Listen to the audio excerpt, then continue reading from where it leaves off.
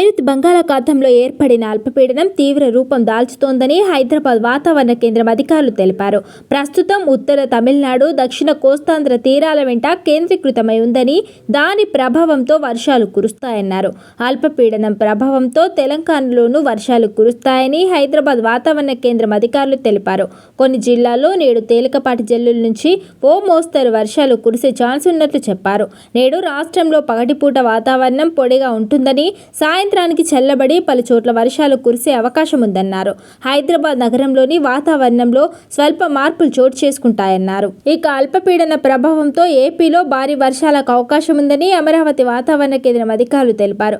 నేడు, రేపు కోస్తాంధ్ర, రాయలసీమలో అక్కడక్కడ భారీ వర్షాలు కురుస్తాయన్నారు. అల్పపీడనం క్రమంగా పశ్చిమ దిశగా కదులుతూ నైరుతు దానిని ఆనుకొని పశ్చిమ మధ్య బంగాళాఖాతంలో ఉత్తర తమిళనాడుతో పాటు దక్షిణ కోస్తా తీరాల వెంట కేంద్రీకృతమైందన్నారు. నేడు బాపట్ల, అన్నమయ్య, చిత్తూరు, తిరుపతి, ప్రకాశం, నెల్లూరు జిల్లాల్లోని కొన్ని ప్రాంతాల్లో మోస్తరు నుంచి భారీ వర్షాలు కురుస్తాయని అంచనా వేశారు. తూర్పు గోదావరి, కాకినాడ, కోనసీమ, అల్లూరి సీతారామరాజు, విశాఖపట్నం, అనకాపల్లి, గుంటూరు, వైఎస్ఆర్ జిల్లా, అనంతపురం, శ్రీ సత్యసాయి, పశ్చిమ గోదావరి, కృష్ణా జిల్లాల్లోని కొన్ని ప్రాంతాల్లో తేలికపాటి వర్షాలకు ఛాన్స్ ఉందన్నారు.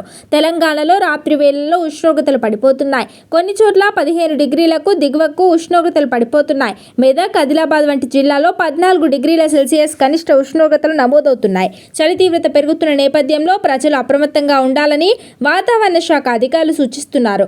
ఇక అదే సమయంలో కొన్ని ప్రాంతాల్లో గరిష్ట స్థాయికి ఉష్ణోగ్రతలు పెరుగుతున్నాయి. రాష్ట్రంలో గరిష్టంగా ఖమ్మంలో 34 డిగ్రీల ఉష్ణోగ్రత నమోదు కాగా, నిజామాబాద్లో 33.4 డిగ్రీలు నమోదైంది. ఇక వర్ష సూచనతో వరి కోతలు, ఇతర వ్యవసాయ పనుల్లో తగిన జాగ్రత్తలు తీసుకోవాలని అన్నదాతలకు వాతావరణ కేంద్రం అధికారులు సూచిస్తున్నారు.